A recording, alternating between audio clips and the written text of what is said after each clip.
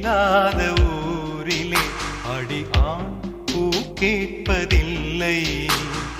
பெண் இல்லாத ஊரிலே கொடிதான் பூ பூப்பதில்லை.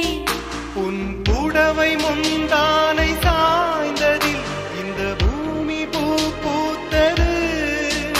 இது கம்பன் பாடாத சிந்தனை, உங்கள் காதோடு யார் சொன்னது?